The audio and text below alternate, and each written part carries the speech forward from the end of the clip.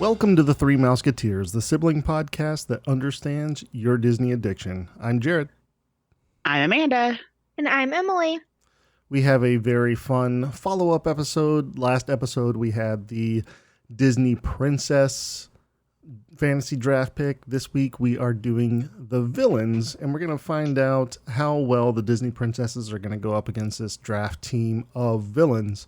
But first, let's get into some trivia. Are you guys ready to play? Yeah. Yeah.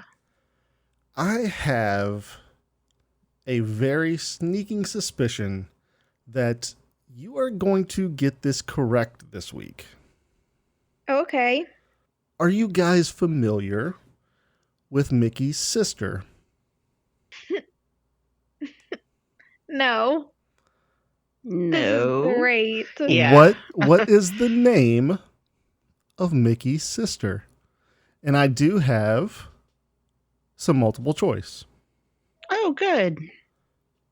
Is it Amelia, Amalia, or Felicity?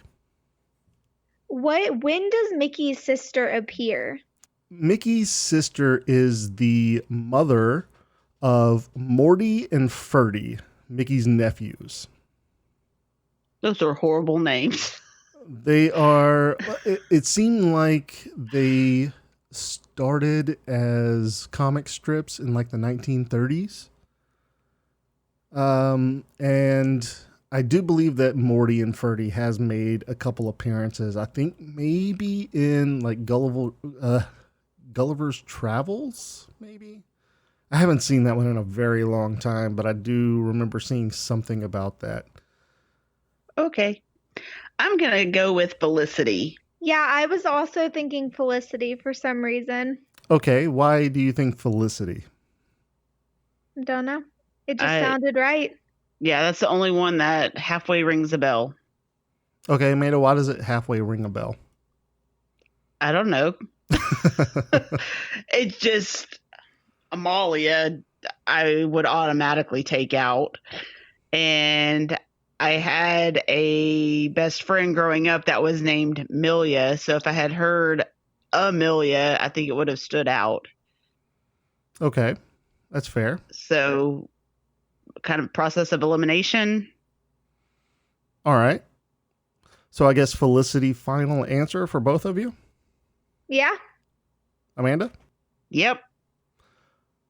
You are both correct. Yay. But it really sounded familiar to me. I do want to say this, though. All three are correct. He has three sisters. So he does not have three sisters, but this one particular mouse, and sometimes she is referred to as Mrs. Field Mouse. She has gone by three different names, apparently.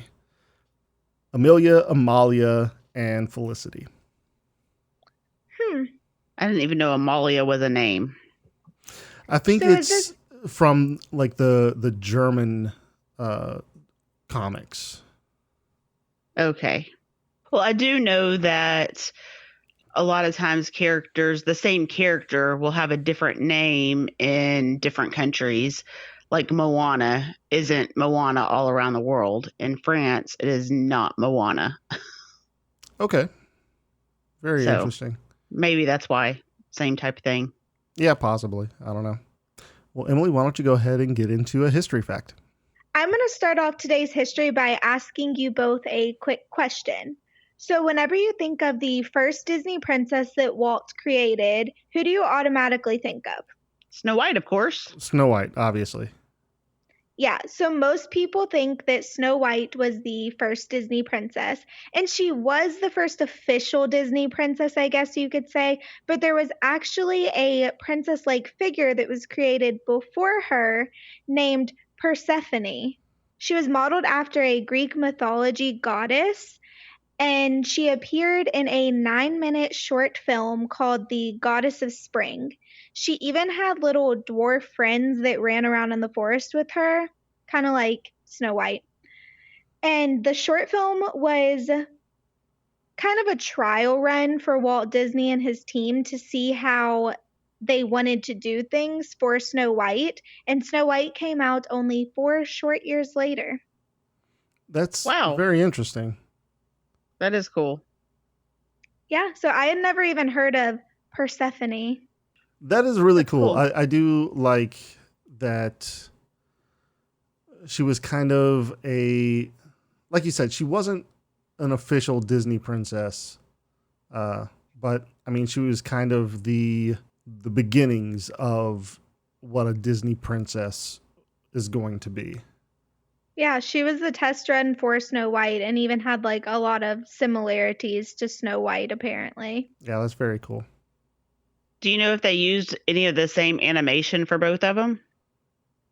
I don't really know, honestly. I read that they used this as like a trial run to see like what worked, what didn't as far as the animations went. So, I don't know.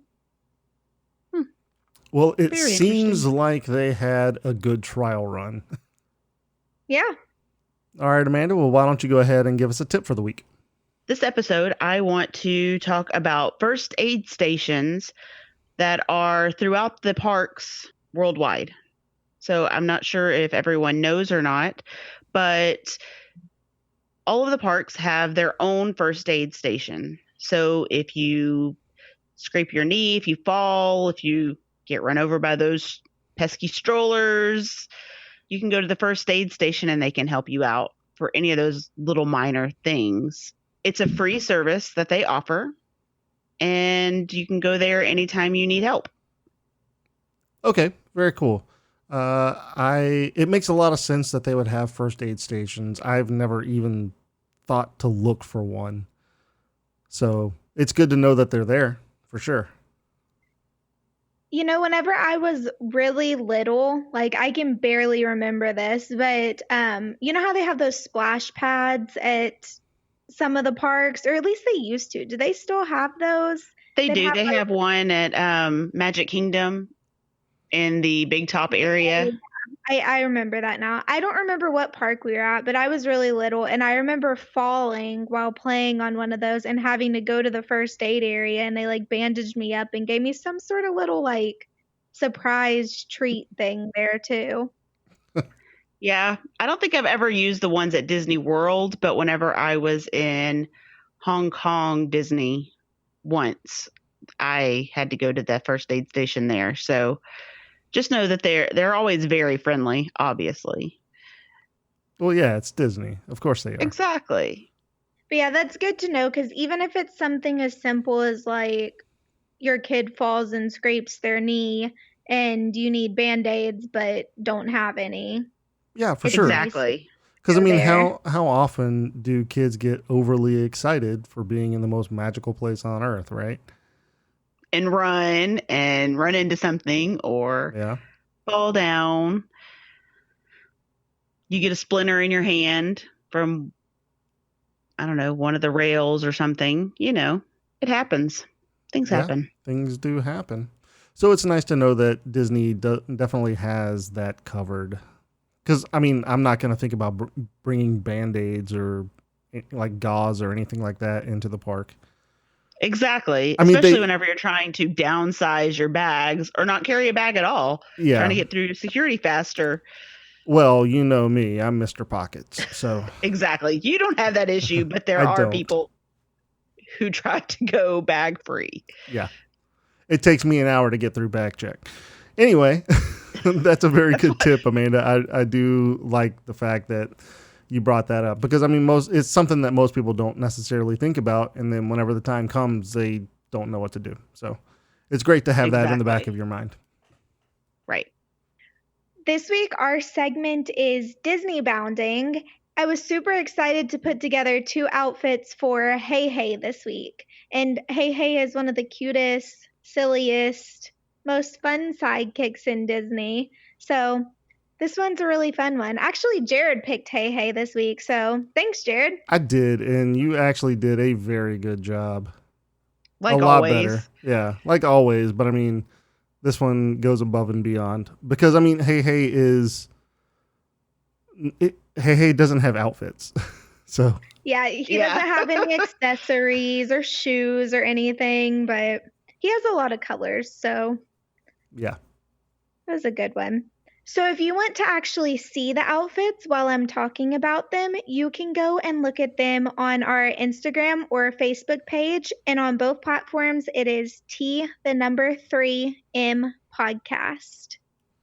So for option A, I went with a little bit of a more dressy, I mean, it's dressed down, but it's a little more dressy than option B.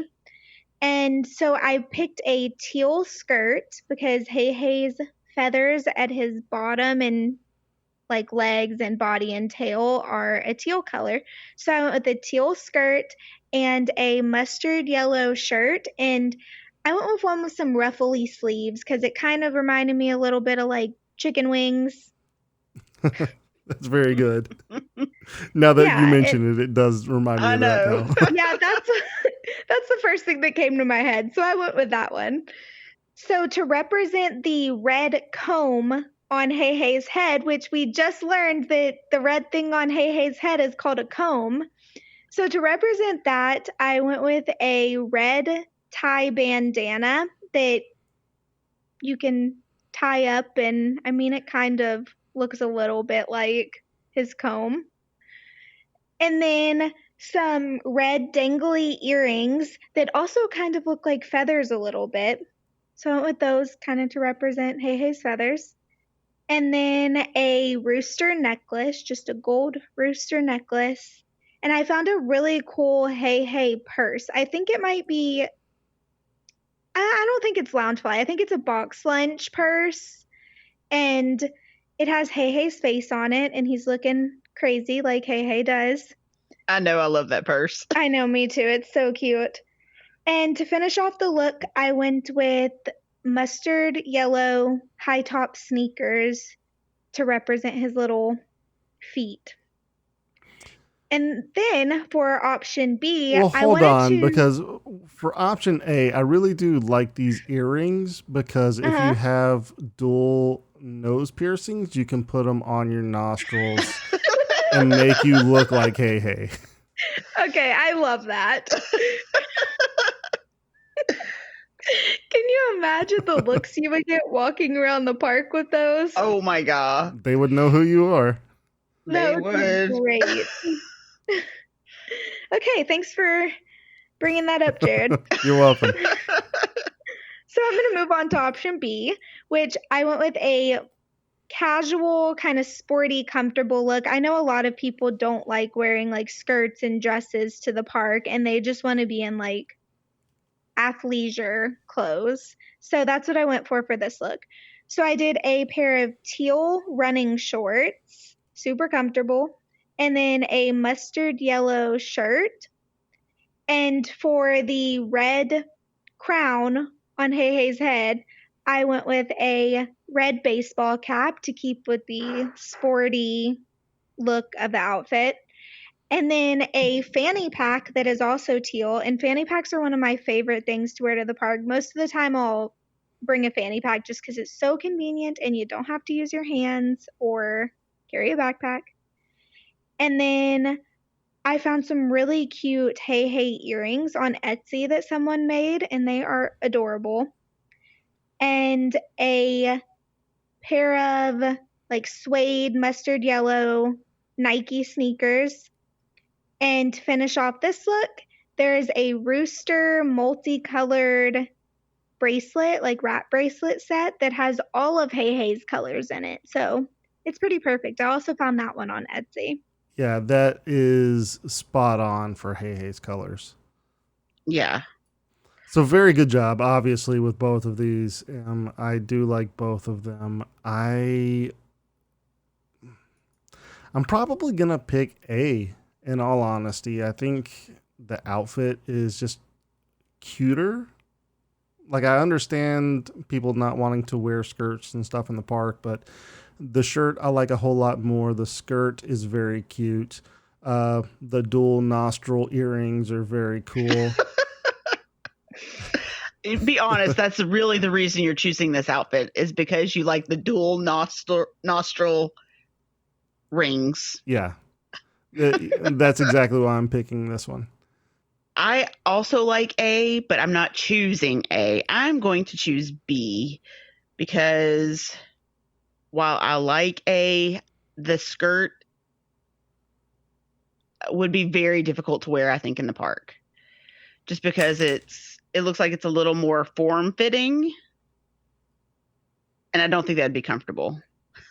I Walking love around. wearing skirts and dresses to the park. Which skirts and dresses are fine, but I think it would be hard in the form fitting skirt. You just wear shorts under it. Yeah, maybe. But I do really like that purse. That purse is amazing, and I love the crazy look on him on that purse. So Yeah, I may too. have to get that. It's very cute. So B, I do like the earrings because they're super cute. I love the bracelet. I would totally wear that on a regular day. The only thing I may switch is maybe the hat. I may wear the head wrap instead. Yeah. Just because it kind of looks like the comb. Yeah. So other than that, I think they're both really good. They're both really cute, and I'd wear either one of them. But I think B would be better in the parks. Gotcha. Well, very good, Em. As always. Thank y'all. So what's M's choice? Probably A. I normally wear dresses and like tend to style like a little bit more not as casual like athleisure outfits for the park. So probably A. And I could always swap out that skirt for a midi skirt or like a more flowy skirt if I thought that it was a little too constricting. Yeah. I do like how you did, like the top is the mustard color like his neck, and the skirt or the shorts are the teal like for his torso, his body. Torso. Yeah, and the shoes are the mustard color like his claws, talons, whatever would be. I think that's perfect. Both of them fit in perfectly. Yeah. Thanks. All right, well, let's go ahead and get into our main topic. Our main topic is going to be Disney villain fantasy picks. And I'm very excited about this one. I am a villain fan, so I'm very interested to see what we come up with. We decided to pair the villains along with the 12 princesses that we picked from, because obviously Disney has a lot of villains. Not all of them are related to the princess movie, so we kind of wanted to minimize our options a little bit just so it didn't get so overwhelming. So the princess villains are who we're going to be selecting from. All right, well, with that said, let's go ahead and go through the list, and then we can go ahead and make our selections. So first we have the Evil Queen. We have Lady Tremaine, Maleficent, Ursula, Emily's pick, Gaston, Jafar. We have Governor Ratcliffe. We have Shan Yu, Dr. Facilier, Mother Gothel, Tamatoa or the Kakamora from Moana, and Mordu from Brave. So I think we have a pretty good list of villains here to select from. I agree. Yeah, me too. So who wants to go first? I think you should go first, Jared. I should go first? Yeah. Okay. Oh man. Like, there are so many to choose from that are amazing. There's 12. I know, but so Mordu is very fun because obviously I picked Merida, right? Right. So it would be fun for Mordu to be there. But I'm not going to pick him. I am going to pick the Kakamora. Interesting choice. I was not expecting that. Me either. I love those guys. They're so fun. Not because Not because they're the most evil, but because they're fun. Yes. Like there's a lot of them. They're basically coconuts. And yeah, I want to see our party go up against the Kakamora. All righty. Not where I thought you were going to go at all. There are a ton of them, though. And There I is. mean, they're also little, like, I just feel like they're little, like, pests. They are. They're like little gnats. Just Yeah. swat them away. Mm-hmm. And they have those little dart things, too. They That they do. were shooting. Yep. Yeah. So, honestly, that might not be a bad choice because you get like 3,000 of them. Yeah. And they have okay. ships. That's true too. And Moana is one of our princesses, so Yep. they're probably going to inevitably be on the water. Probably. At some point. Okay, so who wants to make the next selection? I can go. All right, then let's do it. My choice is Dr. Facilier. Very cool. Yeah, I mean, he's got friends on the other side. He does. He does voodoo. Mm-hmm. So he seems pretty evil and hard to beat. So that's why I chose him. So I don't know. I mean, I'm trying to think of how they beat him. And it seemed like the friends on the other side were really the ones who inevitably beat him, right? Like Tiana broke the charm. And then they drug him away, so. Well, he didn't follow through with what he was supposed to do. Yeah, that's true. He didn't complete his mission. His so task, yeah. Yeah. Okay. Very interesting. So that's going to pose a problem, I think, to the princesses. Emily, what do you think? Who are you going to pick? Well, I was going to pick Dr. Facilier, but I had backups. So I guess, it's a difficult decision now. I think I'm going to go with Ursula. Okay. Interesting choice. See, we should have had Ariel as one of our princesses. Well, I just think, she's a pretty powerful creature.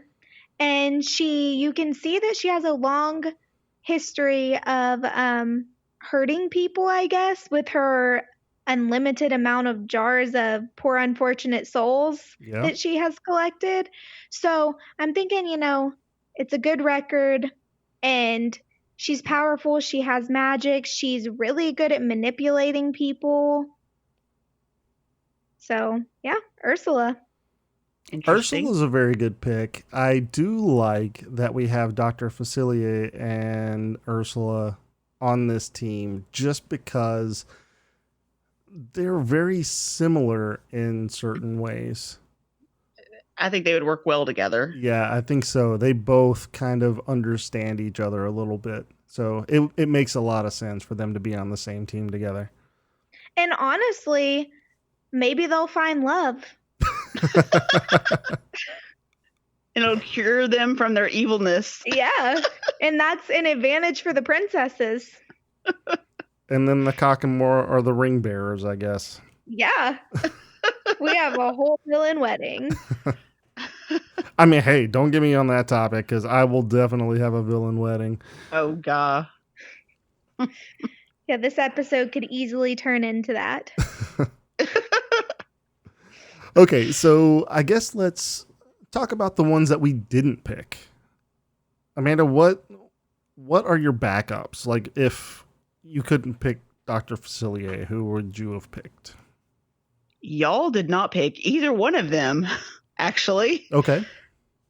My two backups were Maleficent, because very good. I think she's pretty powerful and she can fly, and I just think she would have been tough to beat. And the other one was Jafar, because now he's a genie and he has phenomenal cosmic powers. So, But itty bitty living space. yeah, but whenever you're going up against princesses, it doesn't matter about the living space. That's true, but I mean, he does have limits. And you know he's going to be super mad after being stuck inside that lamp. Yeah, but who's to say that he ever got out? The princesses could be just going up against a lamp. No, because you know if they're going up with other villains, they're going to let him out. That's fair. I mean, come on. That's fair. So I guess one of mine was also Maleficent. Obviously, I talked about Mordu being on my thought list, I guess. But the other one I thought about was Governor Ratcliffe. Because he is kind of directing an army and he has ammunition and firepower. So he might do pretty well. I was just thinking magic, you know. Yeah. Magic to me seems harder to beat than... No, I mean, you're not incorrect. That was my thought process. Yeah. Well, Emily, what about you? I mean, we've talked about all of mine. Dr. Facilier was my first pick. And then, of course, I went with Ursula. And then my other pick was Maleficent. So... Okay, so we've touched on all of them. I'm very surprised. It's funny that Maleficent was the only one that all of us had on our list, but she didn't make it in. Yeah. Right, yeah. That's I was really trying to decide between Ursula and Maleficent, but I don't know. Ursula just seems a little more sinister. I guess maybe because Maleficent had the movies where you saw a different side of her. I think that's what it Yeah. is. I think if Probably. I was Threw you just, off. yes, if I was just basing it on like Maleficent from Sleeping Beauty, I might pick her. But still, Ursula just rings me as like more evil. Yeah, that's fair. I mean, Maleficent was a dragon. Yeah, which In the movie. has its advantages, but She could breathe fire and like wipe them out just like that. Ursula has tentacles. Lots of them. She can reach out of the water and Suffocate them. or like grab them, pull them under, take their souls. Okay, well, what about like some of the ones that we didn't talk about, like the Evil Queen or Lady Tremaine? Evil Queen, magical powers, right? To me, it seemed like most of the time she had other people doing stuff for her. Like she had the huntsman to go get the heart, try to get Snow White's heart. So it didn't seem like she was doing anything to me, I guess. But I mean, very manipulative, I guess. She is. Yeah. And can get people to do things for her, so. Yeah. But I mean, you are correct. Kind of setting back, not on the front lines. Yeah. Kind of trying to direct from behind lines. Okay. Lady Tremaine. Lady Tremaine is just like, I don't know. There's nothing special about her. She's mean. Yeah. She can probably scold you. That's about it. Sick Lucifer on you. Yeah, that's true. Emily, why didn't you pick Gaston?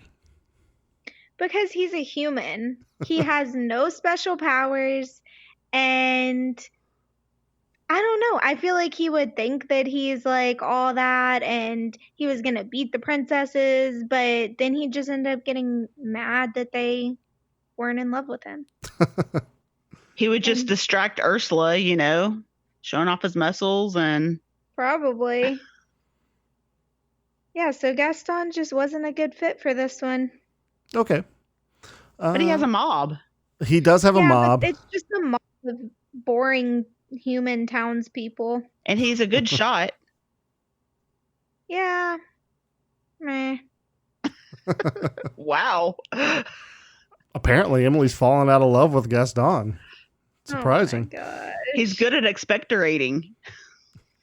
Yeah, he thinks he's good at everything. Boy, what a guy, that Gaston. So Shan Yu from Mulan. He has the entire Hun army behind him. He does. That's pretty impressive. It is. But like I said, I was going for the magic because I think that would be a lot harder to beat. But, there's a lot of them. So, I don't know. That could have been a good choice. Yeah, I didn't really think about that aspect of it. Mother Gothel, she is just an old lady. Yeah. There's nothing really. She's manipulative, I guess, kind of the same degree of the evil queen, but without Rapunzel, she's nothing really. Right. So, one that I'm kind of surprised we didn't all talk about was Tamatoa. Yeah, I kind of forgot about Tamatoa. Really, I feel like he's very limited to the ocean floor in his little lair. Like, can he even leave there? I'm sure he probably could if he wanted to. And crabs can go up onto the surface, so. True. Although it may be his shell may be a little bit heavy. Maybe. Out of the water, That's I would a fair think. point. That might be a disadvantage to him for sure. I just don't know if he would have any sort of strength outside of his cave, because part of all of his magic and stuff was where he lived. Yeah. So he's very distracting because he's so shiny. He has claws. He can blind you with his bling. He can. He has an outer shell, which is he's got built-in armor. Yeah. He's built for battle. I guess. I still don't think that he would be. Me either. I think our picks are better. Okay. Well, let's remind everybody who our princess picks were. Amanda, who was yours? My pick was Rapunzel. All right. Emily, what about you? I picked Moana. And I picked Merida. So I think we have a pretty strong group of princesses, and they are going up against the Kakamora and Dr. Facilier and Ursula. So how do you think these princesses are going to defeat the evil villains? Because we know the princesses are going to come up on top, right? Of course. It could be a plot twist. Explain. They could I love a lose good this plot time. twist. I'm just saying, these villains are pretty intense. I don't know if these 3 children are going to be able to take them on, Well, we have a healer. Okay. We have a ranged archer. Right. So I think Moana can take out the Kakamora with the water. She's done it before. Yes. So, and now she's better acquainted with the water, and I think she can get the water to wipe them out. So I think that's an easy one, I think. Okay. How would they get rid of Dr. Facilier? That one I don't know. This one is the tough one to me. I know. Because just like you were talking about, the Kakamora have already been defeated by Moana once. So I think that she would know how to defeat them again, and having the water on her side even more so than when she fought them the first time, I think that is definitely an advantage. My big thing is after Moana gets rid of the Kakamora, she now has access to all of their ships.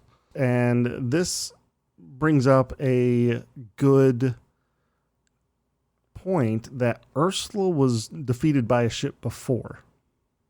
So I think that this kind of brings it full circle that Moana can definitely take care of Ursula as well because she can now control the Kakamora ships. Wow. So Moana turned out to be a pretty good pick. Yeah, Moana is a very good pick at this point. I do want to say that obviously Merida can fire, whatever arrows she has at Ursula or the Kakamora as well, but she does have a limited amount of ammunition. So right, she would need to be more precise. I don't think that she would fire at Ursula at all, just because Ursula is a little bit bigger and her arrows are not going to really do much of anything. Yeah, I think she's going to more come into play with Dr. Facilier. I think so too, because in the same vein, there are a lot of Kakamora. So again, I'm with sure the Rapunzel, limited amount of ammunition. Yeah. So I would think that Merida would probably be focused on Dr. Facilier and trying to get whatever magical items he might have that he's using and destroy them with her pinpoint accuracy. Exactly. And then Rapunzel's in the back while they're fighting, going back and forth, saving both of them. If they get hit by an arrow or as a healer, yeah. As a healer. My question is, does she have any other magical powers other than healing?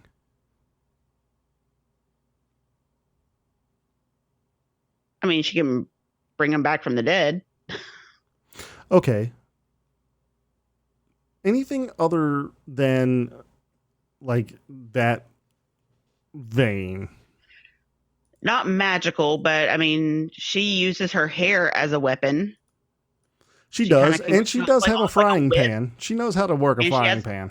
She does. So she can knock some Kakamora out while Moana's getting the water to, work with them. Yeah. She can take him out with her hair.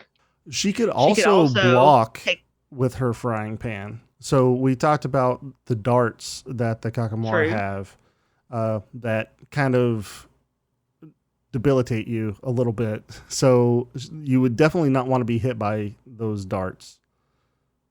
Right. Rapunzel can also whip the magical things out of Dr. Facilier's hands too with her hair.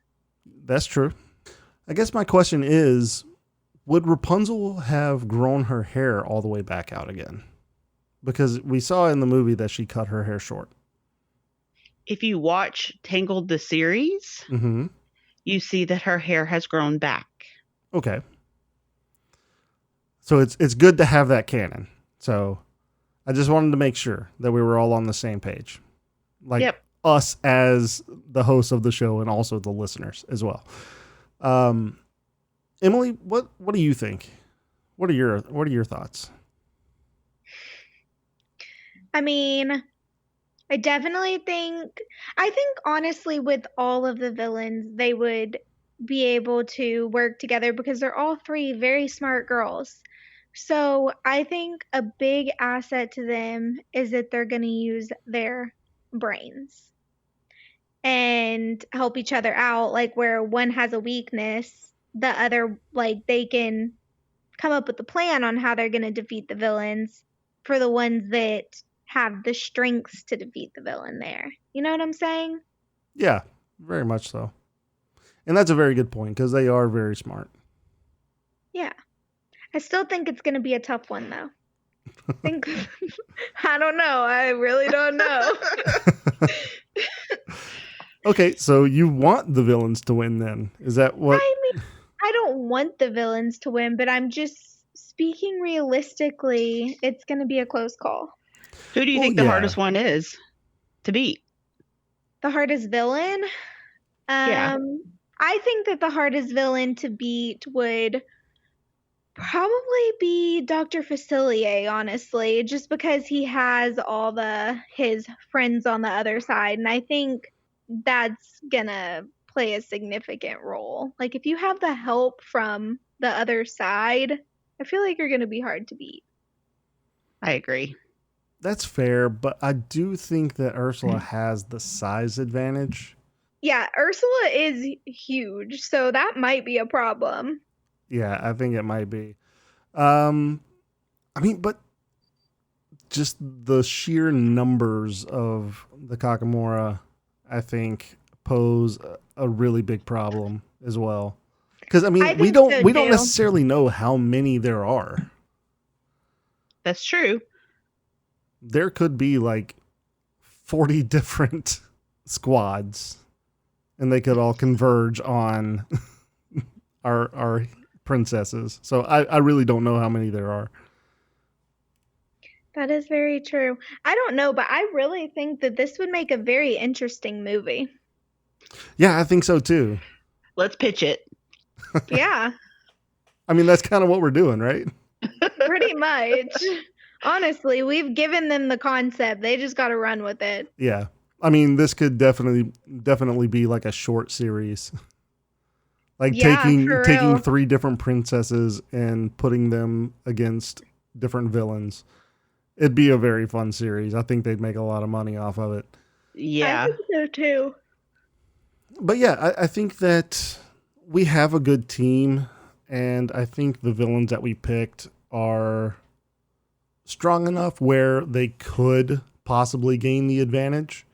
But I mean, obviously, good The always princesses wins. pull it out. Yeah, good always Yeah. win. I think that's gonna kind of do it for this whole episode, right? Like, princesses prevail.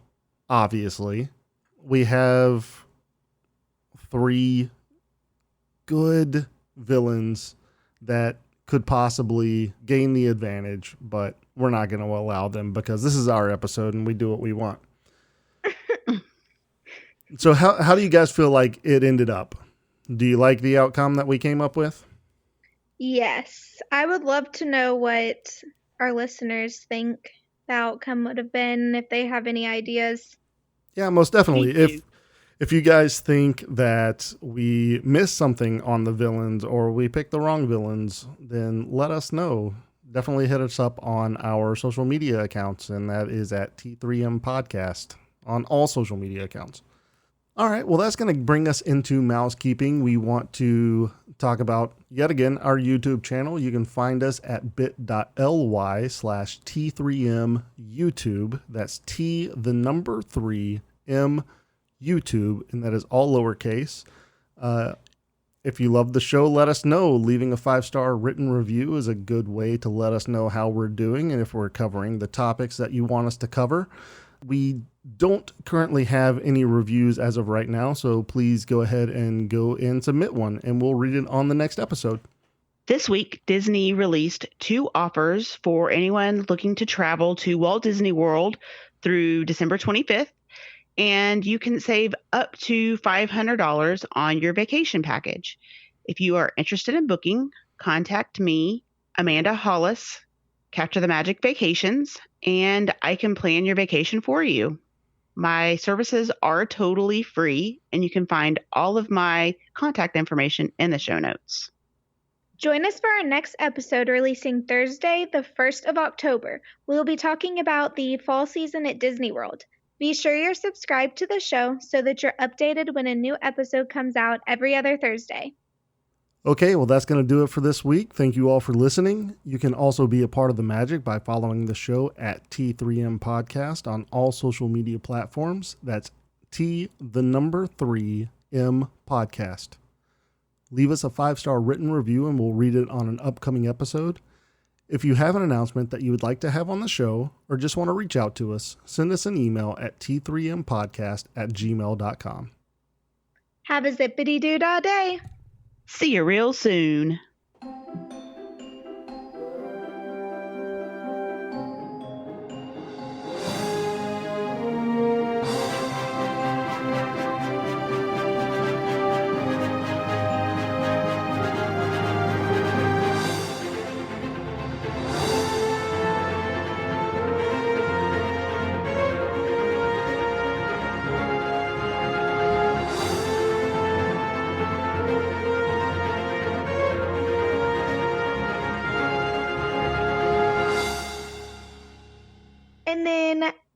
for his head little clucker. What is that called?